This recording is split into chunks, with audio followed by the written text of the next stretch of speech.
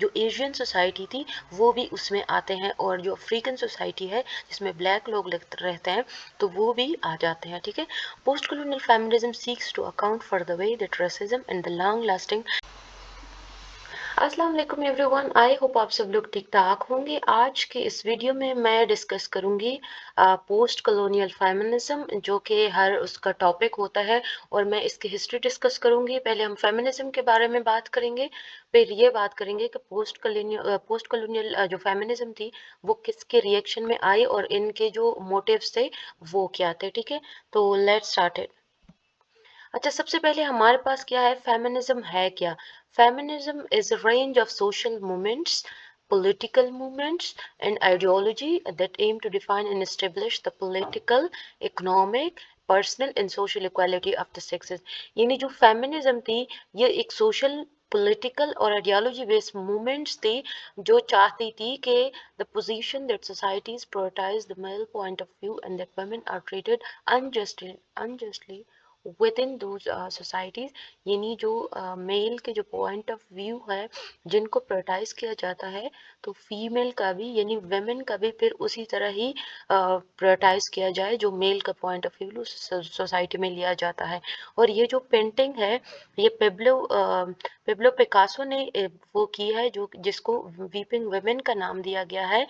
ये फ्रांस में उन्होंने क्रिएट की थी 1937 में, और इसको डोरा मार ये एक करेक्टर है, वेमेन है, उसको वो प्रेजेंट करते हैं जो पिकासो की मिस्ट्रेस थी, यानी उनके जो अम्यूजमेंट के लिए।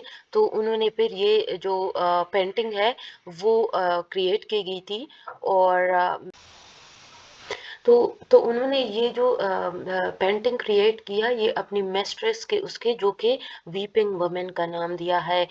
तो इसके बाद जो फेमिनिज्म की मूवमेंट स्टार्ट हुई तो ये भी हाईलाइट होना स्टार्ट हुआ कि पिकासो ने कैसे अपनी जो मिस्ट्रेस थी उसको कैसे पोर्ट्रे किया अपने पेंटिंग में, ठीक है।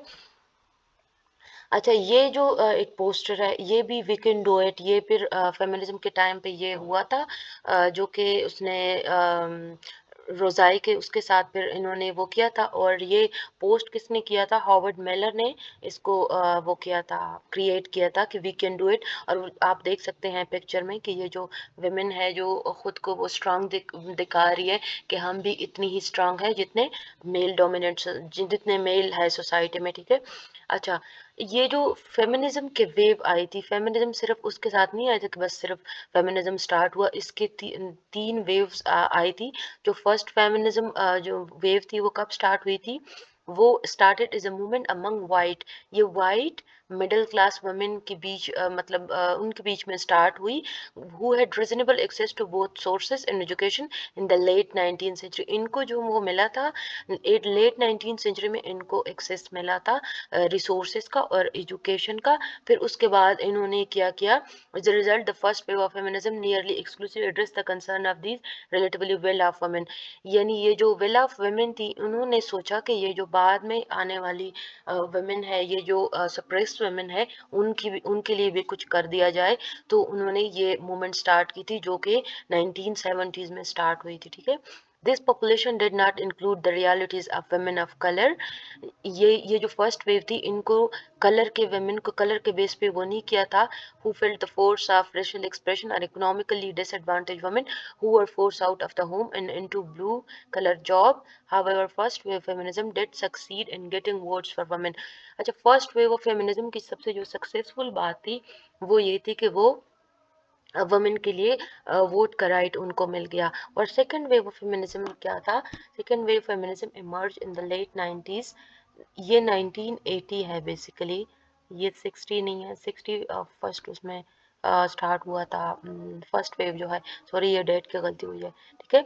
Inspiring women to examine 6 years power conflicts in their daily lives and to widen the discussion to encourage concern such as the workplace, sexuality, family reproductive rights।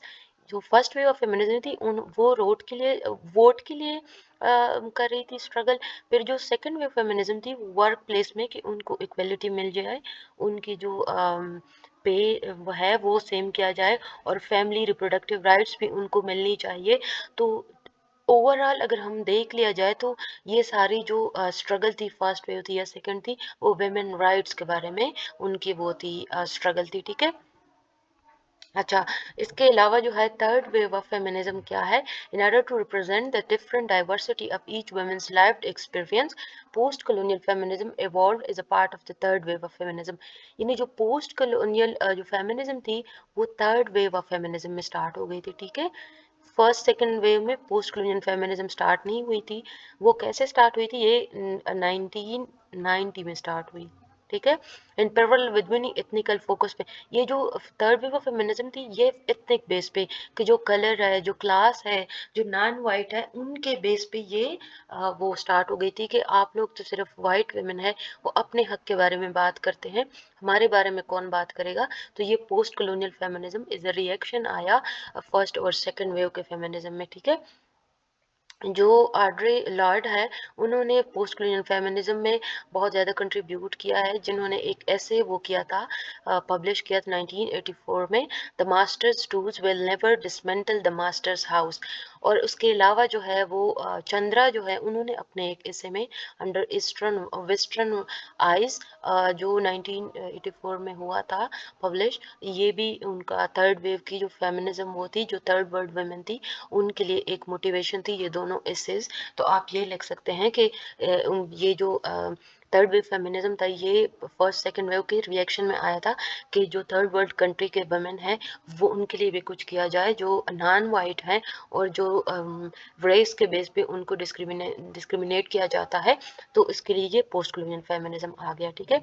And efforts to move away from grand narrative stem from globalisation, post colonial theory form is a scholarly critique of colonial literature। ये जो post colonial वो था, वो colonial के literature में आया था, जो पोस्ट कॉलोनियल थ्योरी थी। by acknowledging the differences among diverse groups of women, diverse group of women के नॉन वाइट भी आ जाते हैं, और कलर और जो वो थी ब्लैक वुमेन वो भी आ जाती है, ब्राउन वुमेन भी आ जाती है, तो वो सब इंक्लूड करती है, ठीक है। Postcolonial feminism addresses what some call the oversimplification of Western feminism is solely a resistance against sexist oppression. Postcolonial feminism, in contrast, also relates gender issues to other spheres of ये gender issues के ये gender के सारे issues को highlight करने की कोशिश करते हैं। और जो मैंने बताया कि फर्स्ट और सेकंड वेव के फेमिनिज्म रिप्रोडक्टिव और एजुकेशन और उसके बेस पे थी, लेकिन जो थर्ड वेव ऑफ फेमिनिज्म थी वो सबको वो कर रही थी, साथ लेके चल रही थी, कि सिर्फ एक ये दो इशू नहीं है, बल्कि हमें पूरी इक्वलिटी चाहिए, और ये सिर्फ वाइट वुमेन का की प्रॉब्लम नहीं है, ये डाइवर्स जो ग्रुप्स हैं उनकी भी प्रॉब्लम है, ठीक है। अच्छा, पोस्ट कॉलोनियल फेमिनिज्म जैसे मैंने बताया कि is a form of feminism that develop is a response to feminism, focusing solely on the experience of women in western cultures and former colonies। Farmer colonies में कौन आता है? जो ब्लैक है और जो ब्राउन है, जो एशियन सोसाइटी थी वो भी उसमें आते हैं, और जो अफ्रीकन सोसाइटी है जिसमें ब्लैक लोग रहते हैं तो वो भी आ जाते हैं, ठीक है। Post colonial feminism seeks to account for the way that racism and the long lasting political, economic, culture effects of colonialism affect non-white, non-western women in the post colonial world। यानी जैसे मैंने बताया कि नॉन वाइट और non western women जो है, जो affect हुई है कलोनियलिज्म की वजह से, ये पोस्ट कलोनियल फेमिनिज्म उसके रिएक्शन में आया कि हमारे बारे में भी बात करें, सिर्फ अपने बारे में बात ना करें, जो कि हम आपकी वजह से एक्सप्लॉइट हुए हैं, ठीक है।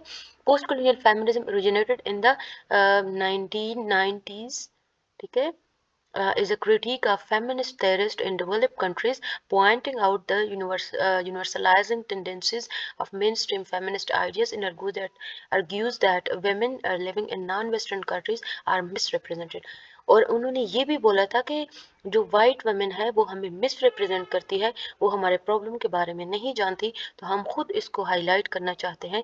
ये वाइट वुमेन का काम नहीं है, बल्कि हम खुद इसको हाईलाइट करेंगे।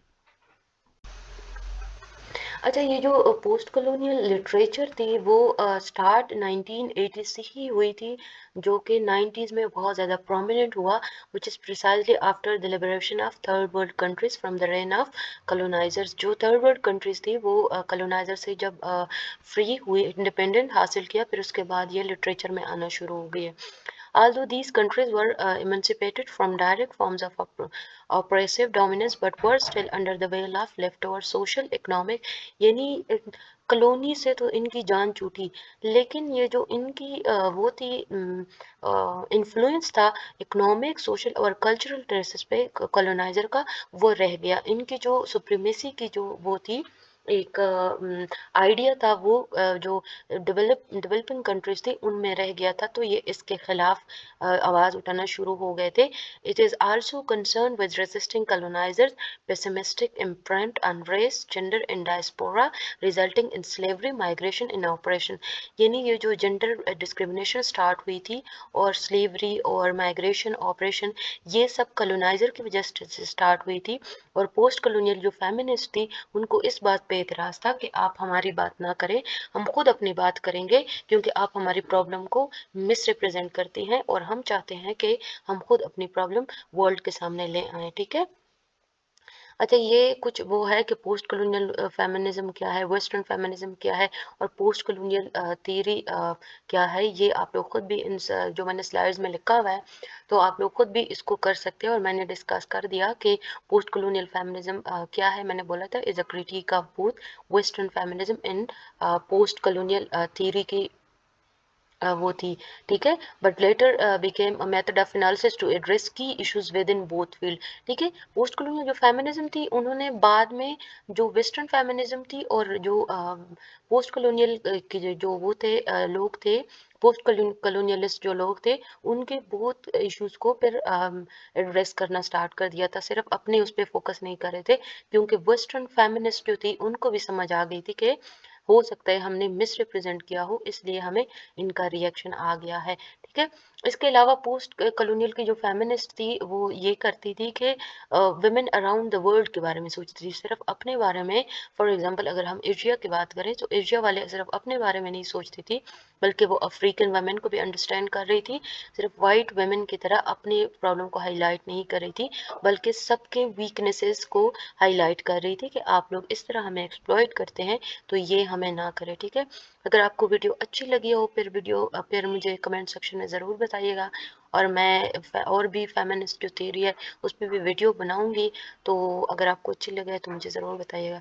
तब तक के लिए अल्लाह हाफिज़।